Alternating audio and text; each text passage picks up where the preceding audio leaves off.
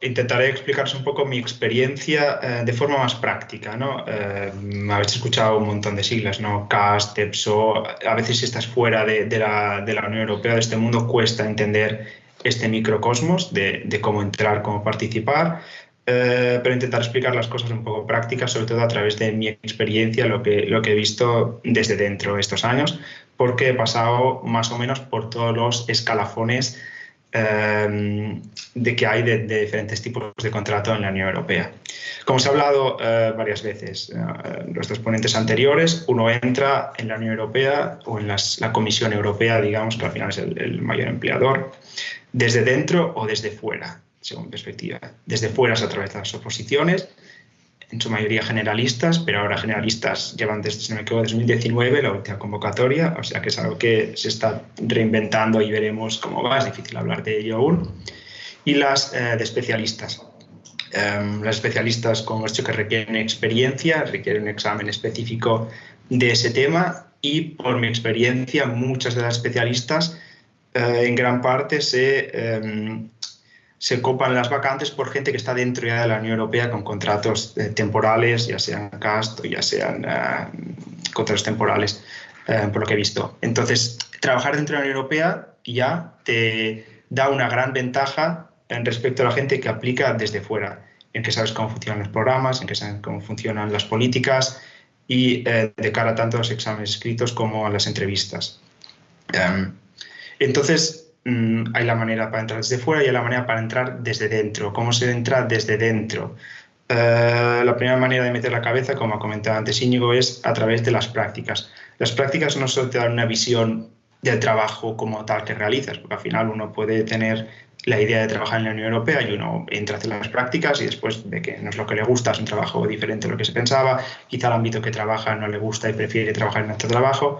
O sea, es una experiencia de 5 meses que te da una visión realista de lo que es trabajar allí, porque en verdad los becarios están muy involucrados en el trabajo diario, participan incluso en misiones, tienen una serie de conferencias y estudios y visitas en las diferentes instituciones, o sea que es un programa muy hecho para tener una visión muy global de lo que es la Comisión Europea y la Unión Europea en general. Son 5 meses. Estos 5 meses acaban terminando. Entonces, si uno quiere seguir, ¿cuál es el siguiente paso cuando termina? Y si no hay oposiciones o uno no tiene experiencia para aplicar a las especialistas. Un paso muy común que sucede es los llamados interimers, que es un tipo de contrato temporal, muy temporal. De hecho, son contratos semanales que se usan sobre todo en su idea principal para cubrir bajas temporales. Suelen ser bajas por maternidad, bajas por enfermedad, bajas de unos 4 o 6 meses y se ofrecen este tipo de contratos. Son contratos que se hacen a través de una agencia temporal, en la mayoría de casos que conozco yo es Randstad, y es una agencia de trabajo temporal que emplea a esa persona que trabaja para la comisión. Es una forma muy común que la gente que hace prácticas y termina, si hay una baja en una de las unidades en la que trabaja o en las unidades aledañas, se puede confiar en esa persona para realizar ese trabajo. Después de ahí hay otras opciones, otro segundo escalón, digamos, si hablamos así, que son los CAST, los agentes temporales, o los agentes contractuales o los agentes temporales. Lo que mencionaba antes Íñigo, un CAST se llega a través de una invitación. Tú haces tu aplicación en el portal de EPSO y se te invita a realizar un examen. ¿De dónde viene esta invitación? Esta invitación raramente va a caer del cielo, raramente va a caer porque se van a mirar tu currículum y les va a interesar. Esta aplicación viene porque tú has aplicado en teoría a un puesto con tu número de aplicante y tu currículum les interesa y te invitan para ese examen.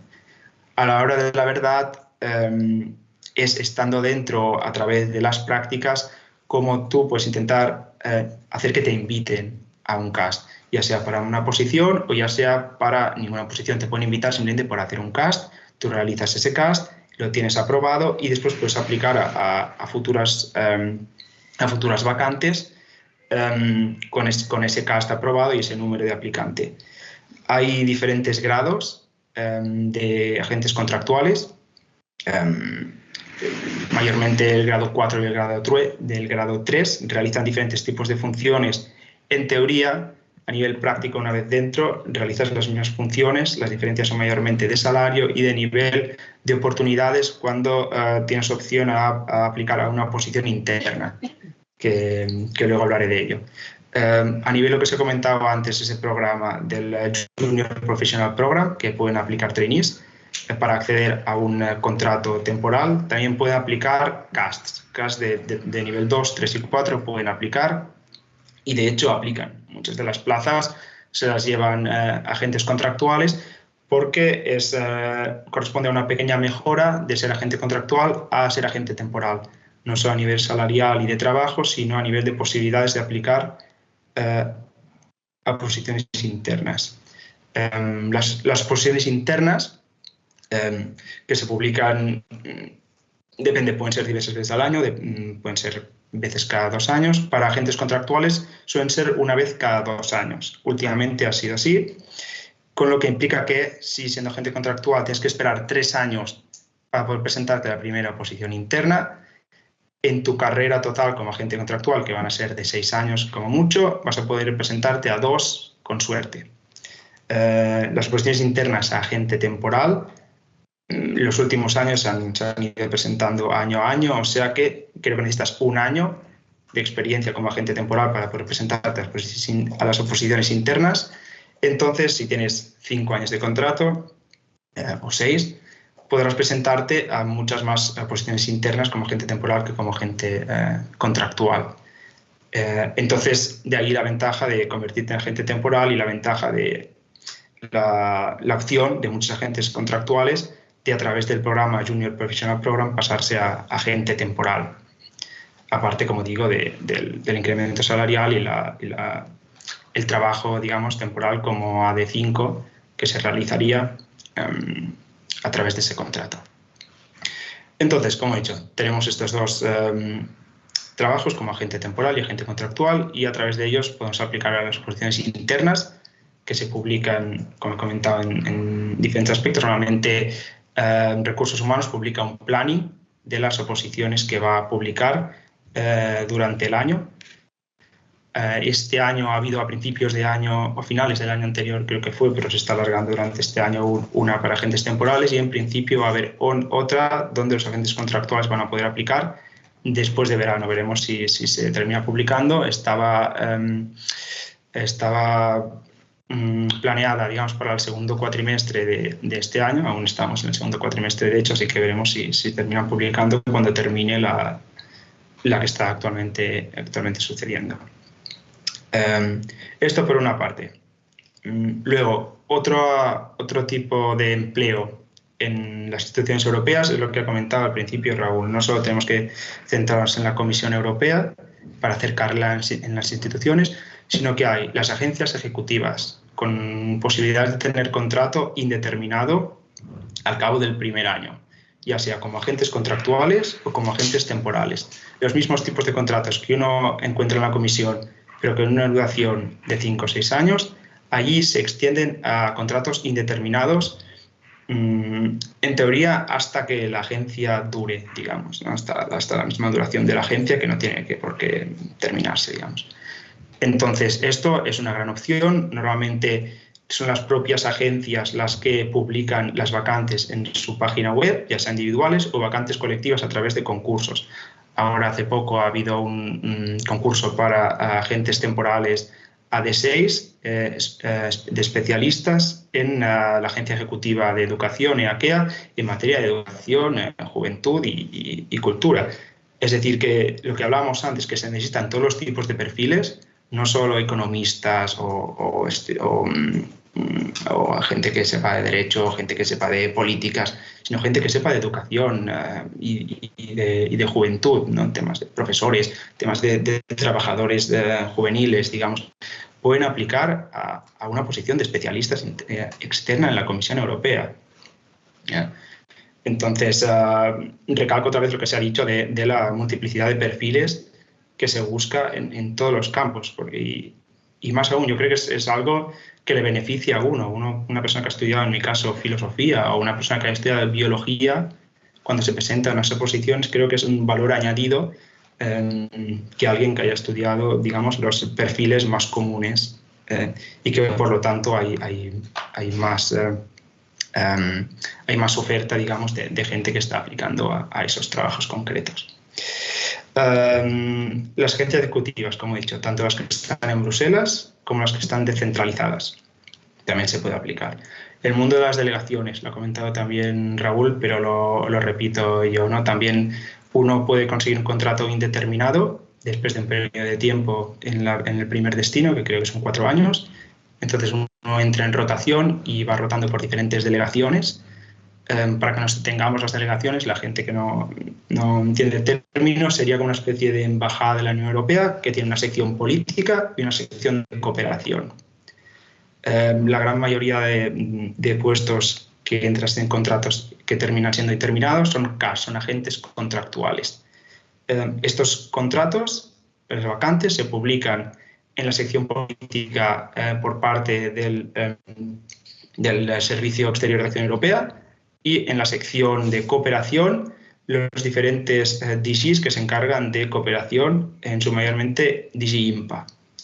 Tanto el Servicio Europeo de Acción Exterior como IMPA publica las vacantes en sus páginas web. Uno va a la página web de DG IMPA y están todas las vacantes de agente contractual publicadas, que es algo que lamentablemente no sucede en todos los DGs. Si no tengo mal entendido, no hay obligación legal de publicar vacantes como agente contractual y, por tanto, muchos DGs no las publican, y por eso es lo que comentaba antes, que está bien empezar de trainee, empezar como prácticas, porque uno se entera muchas veces de lo que pasa dentro de su propio DG, de dónde están las vacantes, de dónde se necesita gente, y poder aplicar a esas vacantes que muchas veces solo se publican de forma interna o se publican primero de forma interna y solo si no se encuentran candidatos se publican de forma externa. Por tanto, la gran ventaja, el mundo de las delegaciones, también está ahí, lo he comentado, y el mundo de las representaciones. Justo esta mañana está una representación de la comisión aquí en Barcelona, en un pequeño evento que tenían, y me han comentado, mira, ahora vamos a sacar una plaza porque necesitamos a alguien que trabaje en comunicación. También las representaciones de la Comisión Europea en los países tienen contratos que se convierten en indeterminados. Es otra manera de entrar en las instituciones europeas y trabajar. Aquí, en este caso, en su mayoría hacen comunicación. O sea, para la gente que tenga un interés o una experiencia en comunicación. Me dejaba también a nivel de las delegaciones, es interesante, ya que hay el Junior Professional Program a nivel de la comisión, hay el Junior Professional in Delegation, es otro programa de 2 años para enviar a una persona. Creo que hay 2 candidatos, o sea, 2 becarios, digamos, de ese programa por país, para enviarles a una delegación de la Unión Europea. Esto se publica una convocatoria cada 2 años. La siguiente va a ser este enero, en el enero siguiente, 2025, donde va a abrir la convocatoria, y es también interesante para la gente que tenga experiencia y inquietudes, sobre todo más internacionales, para trabajar en delegaciones.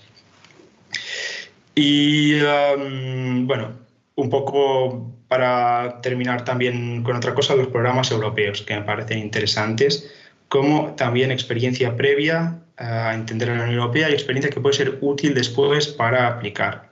Yo personalmente trabajo en 2 programas, que son el programa Erasmus y el Cuerpo Europeo de Solidaridad. Superviso su implementación en España.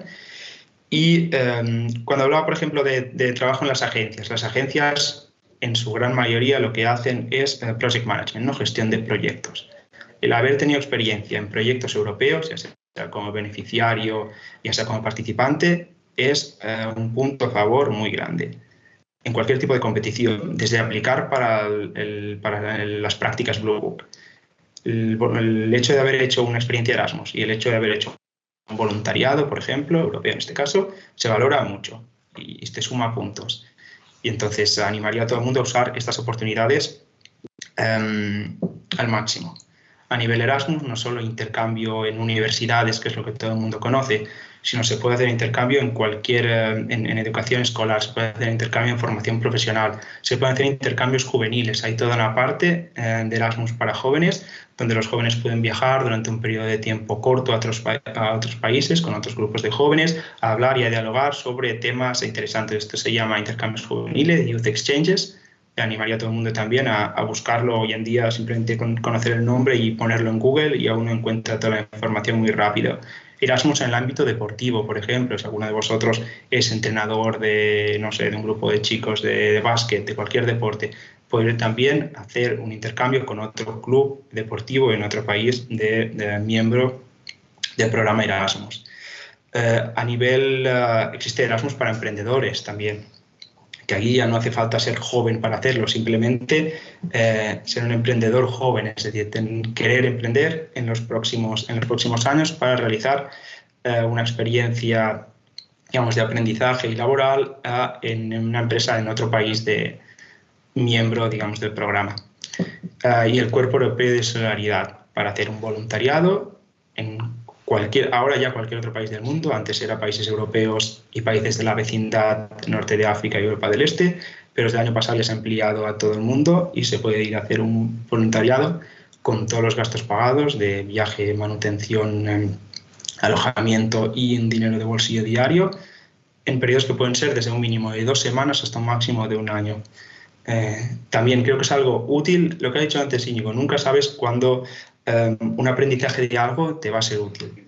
Cuando vas a aprender una lengua, cuando vas a aprender algo en un workshop, en un sistema de educación no formal, cuando te va a servir una experiencia para una entrevista que te pregunten, pues, ¿cuál fue una situación que pasaste difícil o que aprendiste? Pues mira, estaba haciendo un voluntariado europeo en Nicaragua y me pasó esto, me pasó lo otro.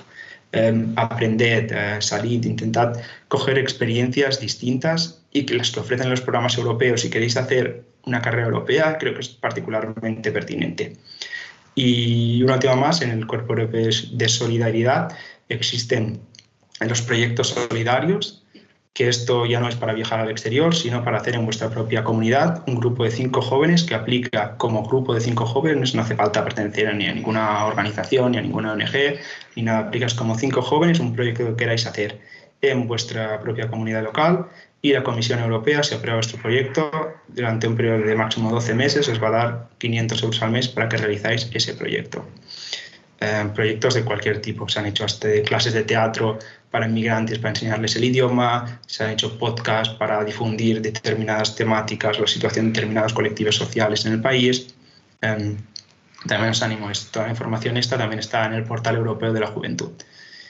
Y es simplemente pues, ¿no? comentar, aparte de todas las opciones laborales en la Unión Europea, los diferentes tipos de contrato que hay, digamos, y que yo personalmente he pasado por ello. Empecé de trainee, seguí con un interimer, seguí con un agente contractado grupo 3, luego pasé a agente contractado grupo 4, luego al final estoy en una lista de reserva para especialistas AD6 y vas haciendo poco a poco. Como más dentro estás, más conoces el sistema, pero es un sistema muy complicado, un sistema de unas oportunidades no siempre están delante, no siempre son totalmente transparentes y entenderlo cuesta. Y con más tiempo pases dentro y entiendas dónde están las oportunidades, dónde hay que aplicar, qué es lo que hay que estudiar, mucho mejor.